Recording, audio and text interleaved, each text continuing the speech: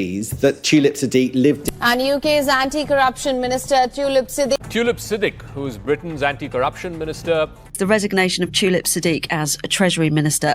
Treasury Minister Tulip Siddiq did the right thing by referring herself for an investigation over corruption allegations.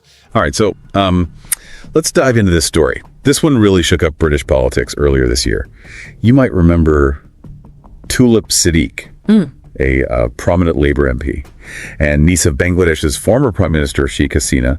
She was serving as the UK's economic secretary to the Treasury and City Minister, really a position focused on fighting economic crime, until some pretty serious questions arose about her own connections. Yeah, it's a fascinating case, isn't it? This intersection of family ties and international politics and the perception of wrongdoing really highlights how even the appearance of a conflict of interest can have major consequences, especially for someone in a position like Siddiq's. Exactly. So here's the setup. Reports surfaced, linking Siddiq to 2 London properties. We're talking about articles in The Guardian, BBC, Al Jazeera, even the Financial Express in Bangladesh. This wasn't just a small local story. One property was a flat near King's Cross, transferred to her by a Bangladeshi businessman back in 2004. And the other was a Hampstead flat, given to her sister in 2009. And the controversy really stems from the fact that both of those businessmen had connections to Hasina's administration, which at the time was facing its own set of corruption allegations. So this raised red flags for organizations like the UK Anti-Corruption Coalition, which includes groups like Oxfam and Transparency International. They publicly called for Siddiq's resignation, arguing that her family ties could undermine the UK's stance on economic crime. That's right. And it certainly created a very difficult situation. For Prime Minister Starmer, according to the BBC, he initially defended Siddiq, emphasizing that there was no evidence, directly linking her to any wrongdoing. That's a tricky position for a leader to be in, isn't it? On one hand, you want to stand by your team and presume innocence until proven guilty. But on the other, the public demands a certain level of accountability from their elected officials. Even the perception of impropriety can be incredibly damaging. Absolutely. And the opposition parties definitely capitalized on that perception. Conservative leader Kemi Bonanoff called Siddiq's position untenable and slammed Starmer for his delayed response, calling it weak leadership. The Liberal Democrats also jumped into the fray, emphasizing the need for higher ethical standards, especially for someone overseeing anti-corruption efforts. It becomes a question of whether the system is too sensitive to public opinion or whether it's a necessary mechanism to hold those in power accountable. Was Starmer genuinely supportive of Siddiq, or was he trying to shield his government from further scrutiny? It's hard to say for sure, but the pressure was definitely mounting. It definitely created a lot of tension and put Siddiq in a difficult position. While the inquiry didn't find conclusive evidence of Siddiq breaking any rules or engaging in financial impropriety, it did point to what they called the unfortunate perception of a conflict of interest. That phrase, perception of a conflict of interest, is really at the heart of this whole saga, isn't it?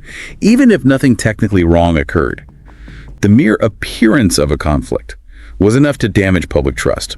And that can be a death knell for a political career. Absolutely. It highlights the fine line public officials have to walk. It's not just about avoiding actual wrongdoing. It's also about avoiding situations that could even give the appearance of impropriety. And ultimately, that's what led to Siddiq's resignation, right? Yes. She acknowledged in her resignation letter, which was reported by both The Guardian and the BBC, that her continued presence in the role was becoming a distraction. She expressed her desire to support the government's goals from the backbenches, which suggests that she understood the political reality of the situation, even if she believed she did nothing wrong. The damage to public perception was too great. It's not surprising that the media had a field day with this story. The media certainly played a role in amplifying the controversy, but it's important to remember that they're also reflecting the public's interest.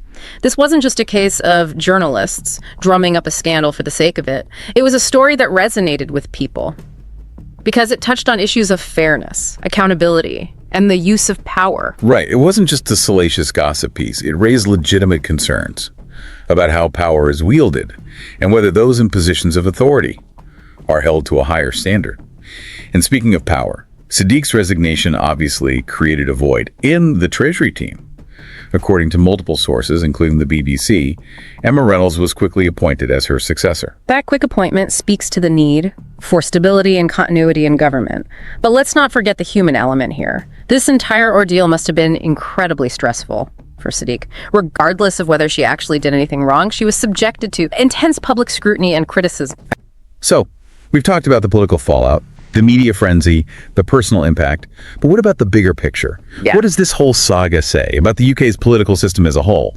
Well, you could argue that Siddiq's swift resignation demonstrates a commitment to accountability and transparency. Even though she maintained her innocence, she recognized that the public's perception mattered and chose to step down to protect the integrity of her position. And the government... That's an interesting point. That's a valid perspective as well. It raises questions about whether the system is too quick to react to public opinion and whether there's enough room for due process and a fair hearing before someone is forced to step down. The tough balancing act, isn't it? On one hand, you want to ensure accountability and maintain public trust. But on the other hand, you don't want a system where politicians are constantly under threat of being ousted based on speculation and innuendo. Exactly. This incident has sparked a conversation about where that line should be drawn and how to navigate the complex interplay between personal connections, public perception, and political responsibility.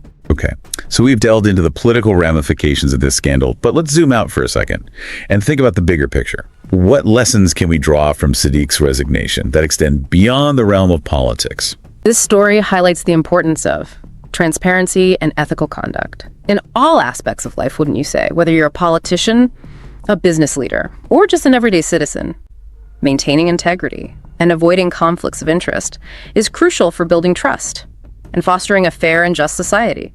It reminds us that actions have consequences, both intended and unintended, and that even the perception of wrongdoing can have a ripple effect, damaging trust and eroding confidence in institutions. Precisely. And that's why it's so important to be mindful of our actions and strive to uphold ethical standards in all that we do. Right, because at the end of the day, it's not just about protecting our own reputations, it's about safeguarding the institutions and values that underpin a fair and just society.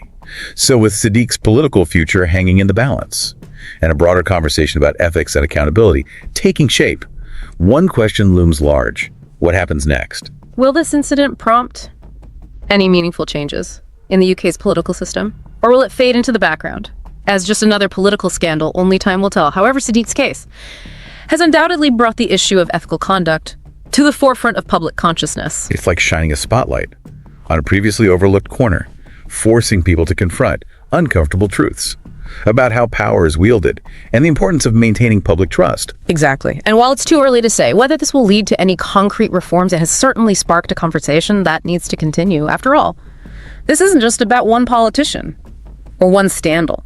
It's about upholding the integrity of our democratic institutions and ensuring that those in power are held accountable for their actions. But beyond the immediate political maneuvering, Siddiq's resignation also reignited a broader debate about the standards of conduct expected from those in public office. It raised questions about how we balance the need for diverse representation in government with the importance of avoiding even the appearance of conflicts of interest. That's a crucial question for any democracy, isn't it?